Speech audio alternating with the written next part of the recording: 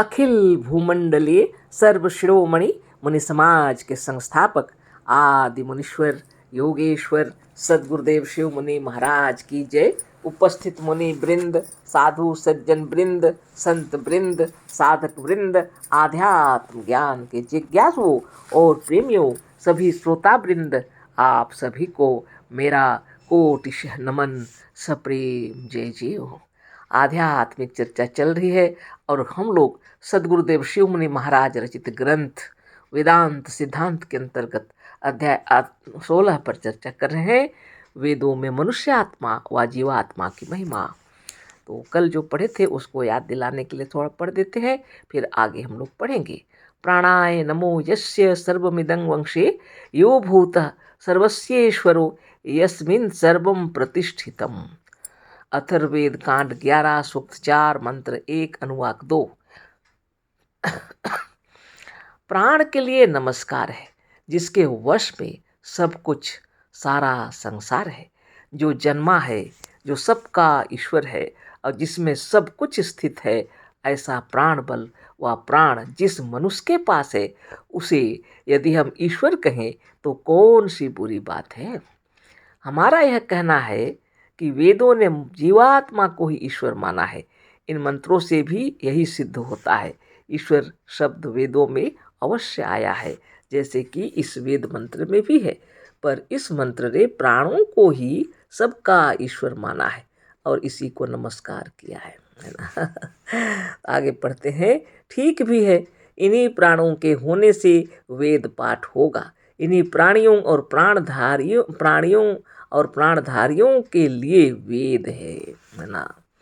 तो वेद जब ईश्वर के बताते हैं लोग, लेकिन सदगुरुदेव कह रहे हैं यह मनुष्यात्मा का वर्णन किया हुआ है वेदों में, है ना। मनुष्यात्मा को ही ईश्वर माना गया है। कितनी बड़ी बात है। जिस मनुष्य के पास प्राण है, प्राण बल है, उसको ईश्वर कहे तो कौन सी बुरी बात है, लिखा हुआ है वेदों में। इस मंत्र ने प्राणों को ही सबका ईश्वर माना है और इसी को नमस्कार किया है ना। बहुत सुंदर। ठीक भी है, इन्हीं प्राणों के होने से वेद पाठ होगा। हम लोग के यहाँ प्राण है तभी तो हम लोग बातचीत कर रहे हैं ना। प्राण ही ना रहे तो क्या वेद पाठ होगा। इन्हीं प्राणियों और प्राणधारियों के लिए वेद है, और वेद भी इन्हीं प्राणियों के लिए है, प्राणधारियों के लिए है ना। बहुत बड़ी बात है। यही वेदों की प्रतिष्ठा और रक्षा करते हैं। इन्हीं प्राणों के कारण वेद है। तो यदि वेद मंत्र इन प्राणों को नमस्कार करें तो आश्चर्य ही क्या है। अगर वेद मंत्र इन प्राणों को नमस्कार करें तो आश्चर्य ही क्या है। सर्वज्ञ ईश्वर वेदों को लेकर क्या करेगा।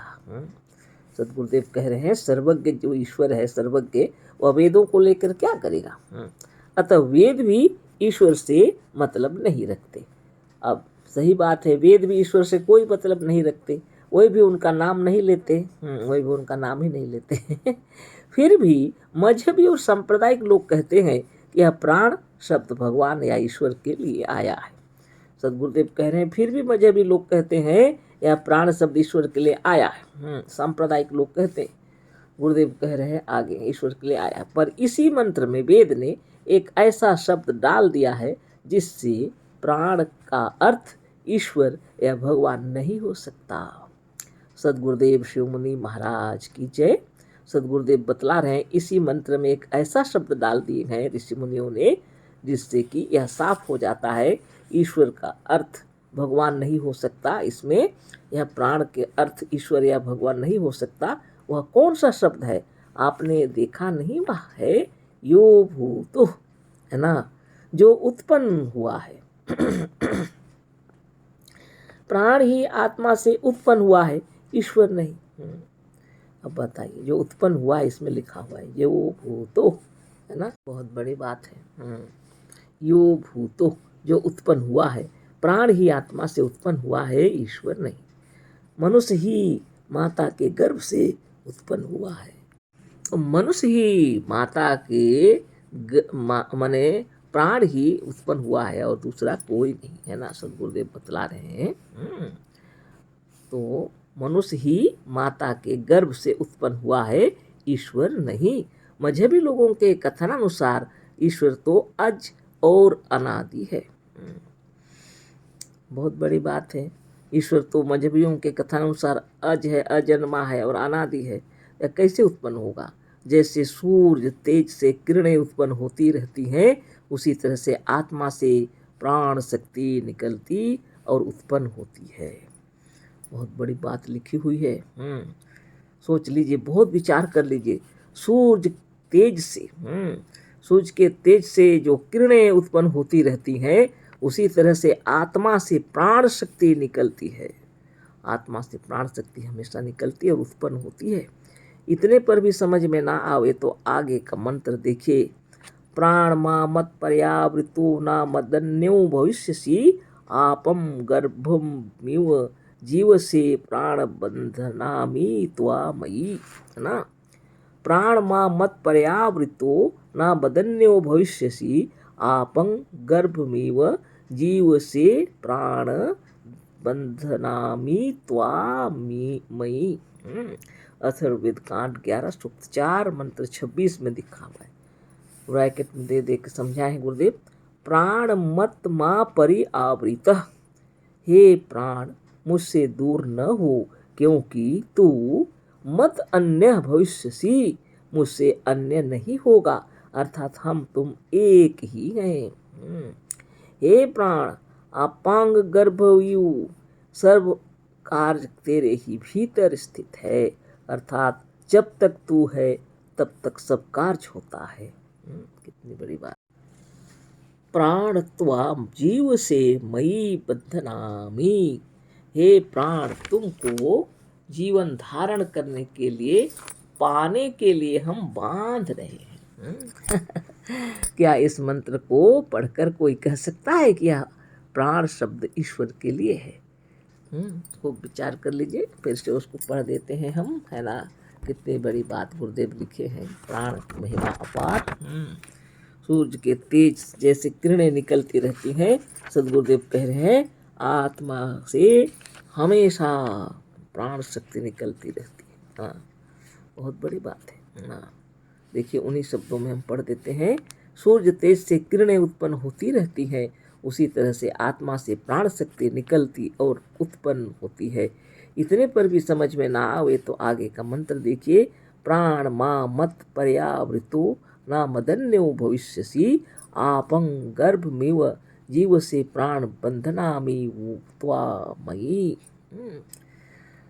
इसको लिखे, हे प्राण मुझसे दूर न हो, क्योंकि तू मुझसे अन्य नहीं होगा, अर्थात हम तुम एक ही हैं।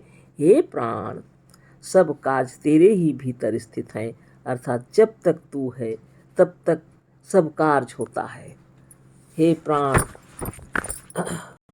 तुमको कह रहे हैं जीवन धारण करने के लिए पाने में, अपने में होना चाहिए, पाने में बांध रहे हैं। क्या इस मंत्र को पढ़कर कोई कह सकता है कि यह प्राण शब्द ईश्वर के लिए है? अपने में धारण करने, छपने में गड़बड़ हो गया होगा। क्या इस मंत्र को पढ़कर कोई कह सकता है कि यह प्राण ईश्वर शब्द ईश्वर के लिए है? इसमें साफ कहा, हे प्राण तू हमसे दूर न हो। क्या सर्वव्यापक ईश्वर किसी से दूर हो सकता है? फिर ऐसा कहने की आवश्यकता ही क्या है? क्या प्राण की तरह सर्वव्यापक ईश्वर भी मृतक शरीर में से निकल जाता है? यदि निकल जाता है तो सर्वव्यापक कौन कैसे है? यदि नहीं तो वेदों का यह प्राण शब्द ईश्वर के लिए नहीं है। फिर कहा है कि जीवन धारण करने के लिए मैं अपने में तुझे हे प्राण बांधता हूँ। यहाँ ठीक लिखा हुआ है, ऊपर में गड़बड़ है ना। क्या ईश्वर को कोई बांध सकता है? हाँ, क्या वेद के बनाने वाले इतने अज्ञानी थे कि वे सर्वव्यापक ईश्वर को आने जाने वाला मानते थे? कभी नहीं। यह प्राण शब्द प्राण ही के लिए, ईश्वर या भगवान के लिए नहीं है। सदगुरुदेव शिव मुनि महाराज की जय। बहुत मेहनत और परिश्रम से ऋषि मुनि मंत्रों को लिखे हैं, लेकिन लोग नहीं समझे। सदगुरुदेव आए तो हम लोग को अच्छे से समझा रहे हैं और बतला रहे हैं कि यह प्राण भी मनुष्य आत्मा के लिए ही है, किसी ईश्वर के लिए, कोई कल्पित ईश्वर के लिए नहीं है। प्राण भी आत्मा के लिए ही है ना। और इसमें लिख रहा है इतना सुंदर कि मतलब जीवन धारण करने के लिए मैं अपने में तुझे हे प्राण बांधता हूँ। क्या ईश्वर को कोई बांध सकता है? क्या वेद के बनाने वाले इतने अज्ञानी थे कि सर्वव्यापक ईश्वर को आने जाने वाला मानते थे? कभी नहीं। यह प्राण शब्द यह प्राण ही के लिए है, ईश्वर या भगवान के लिए नहीं है। प्राण शब्द यह प्राण के लिए है। मान लो कि यह प्राण शब्द ईश्वर के लिए है, तब भी हमारी बात सिद्ध होती है, क्योंकि कहा है हे प्राण तो मुझसे अन्य नहीं होगा, यह निश्चय है। ना मदन्यो भविष्यसि, यदि यह प्राण ईश्वर है तो वह ईश्वर हम ही है ना। यदि अगर ऐसी भी बात हो जाए कि यह प्राण अगर ईश्वर के लिए भी है, तो सदगुरुदेव कह रहे हैं निश्चय करके वह हम ही है, क्योंकि यहाँ लिखा हुआ है। मान लो कि यह प्राण शब्द ईश्वर के लिए है, तब भी हमारी बात सिद्ध होती है, क्योंकि कहा है हे प्राण तो मुझसे अन्य नहीं होगा, यह निश्चय है। ना मदन्यो भविष्यसि, यदि यह प्राण ईश्वर है तो वह ईश्वर हम ही है, क्योंकि प्राण हमसे अन्य नहीं है, हम दोनों एक हैं। तो ईश्वर में और आप में क्या फर्क है? कुछ फर्क नहीं है। अनन्य भक्ति, प्रेम भक्ति किस लिए कहते? जो अन्य ना हो उसकी जो भक्ति करता है, यानी आपकी अपनी आपकी भक्ति से ही आपको ईश्वर मिलते हैं। एक बहुत बड़ी प्राणमयी शक्ति अवश्य है, पर उसका अस्तित्व या व्यक्तित्व हमसे अलग नहीं है। वह प्राणमयी बड़ी शक्ति हमारी ही आत्मा है। देखिए बहुत सुंदर से समझा रहे हैं गुरुदेव। एक बहुत बड़ी प्राणमयी शक्ति अवश्य है, पर उसका अस्तित्व या व्यक्तित्व हमसे अलग नहीं है। वह प्राणमयी बड़ी शक्ति हमारी ही आत्मा है। वेदों में जिसे सर्वेश्वर कहा है, परमेश्वर कहा है, परमेश्वर कहा है, वह हमारी आत्मा है। आगे दूसरे मंत्रों को देखिए। प्राणो विराट प्राणो देष्ट्री प्राणं सर्व उपासते, प्राणोहा सूर्यश्चंद्रमा प्राणमाहु प्रजापतिम। अथर्ववेद कांड 11 सूक्त 4 मंत्र 12 का स्पष्ट लिखे हैं। प्राण ही सबसे बड़ा है, प्राण ही सब में गति उत्पन्न करता है, अर्थात प्रेरक है। सारा संसार प्राण ही की उपासना करता है। देखिए प्राण ही सबसे बड़ा है, प्राण ही सब में गति उत्पन्न करता है, अर्थात प्रेरक है। सारा संसार प्राण ही की उपासना करता है। ईश्वर को मानने वाले संसार में बहुत हैं, पर अपने प्राण और जीवन को चाहने वाले सभी हैं। वो हम गलत पढ़ दिए, ईश्वर को ना मानने वाले हैं ना।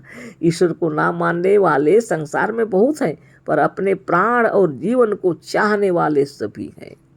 कोई ईश्वर को माने ना माने, लेकिन खुद को सब मानते हैं ना। ईश्वर को ना मानने वाले संसार में बहुत हैं, नहीं मानने वाले, लेकिन अपने को नहीं मानने वाले कोई भी नहीं मिलेंगे। सब अपने को बहुत प्रेम करते हैं, सबको अपने से प्रेम है, सब अपने को मानते हैं ना, सब अपने को चाहते हैं। खुद से प्रेम सभी को है, और उसी के लिए सारा संसार जी रहा। अतः प्राण ही एक ऐसा पदार्थ है जिसको सभी चाहते, मानते या उपासना करते। प्राण कौन नहीं चाहता? अपने आप को कौन नहीं चाहता? सब अपनी उपासना करते हैं वास्तव में। हाँ, चाहे जितना भी मंदिर मस्जिद गिरजा गुरुद्वारा तैयार किया हुआ है, किसके लिए है? सब अपनी सुरक्षा के लिए किया गया है, कि हम जीवित रहें, हमारे बाल बच्चे सुखी रहें, ताकि हम सुखी रहें, पूरे संसार सुखी रहें। किस लिए? हम सुखी रहें, है ना। सब ईश्वर की उपासना किस लिए करते हैं? कि हमारा शरीर स्वस्थ रहे, हम निरोग रहें, धन धान्य से परिपूर्ण रहे, हमारे परिवार में सुख शांति हो। नहीं तो कौन ईश्वर को पूछता? सब सोचते हैं कि ईश्वर दे रहे हैं, बस यही भावना है। देखिए हमारे वेदों पुराण कितने सुंदर बता रहे हैं कि प्राण ही सबसे बड़ा है। प्राणो विराट प्राणो देष्ट्री प्राणं सर्व उपासते, प्राणोहा सूर्य चंद्रमा प्राणमाहु प्रजापतिम।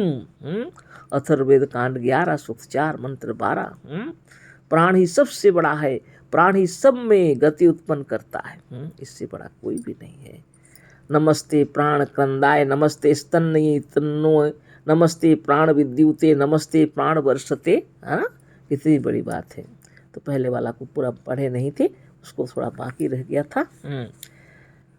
तो अतः प्राण ही एक ऐसा पदार्थ है जिसको सभी चाहते हैं, मानते या उपासना करते हैं। प्राण ही सूर्य और चंद्रमा है, इस पे प्राण सूर्य और चंद्रमा अपान है।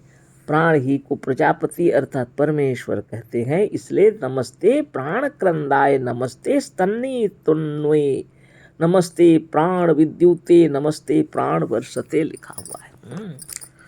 हे सब में प्रसन्नता और आनंद लाने वाले प्राण, तुमको नमस्कार है। मेघ के समान सबके भीतर जीवन की वर्षा करने वाले, तुझे नमस्कार है।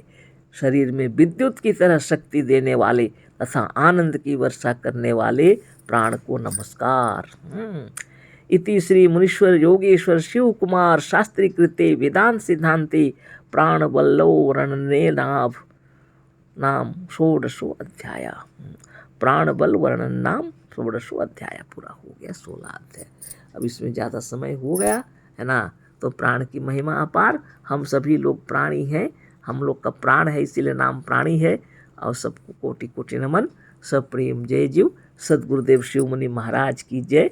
सदगुरुदेव लिखे हैं इति श्री मुनीश्वर योगेश्वर शिव कुमार शास्त्री कृते वेदांत सिद्धांते प्राण बल वर्णन नाम षोडशो अध्याय। यह पूरा हो गया। अशेष धन्यवाद, कोटि से नमन, सब प्रेम जय जीव। सदगुरुदेव शिव मुनि महाराज की जय।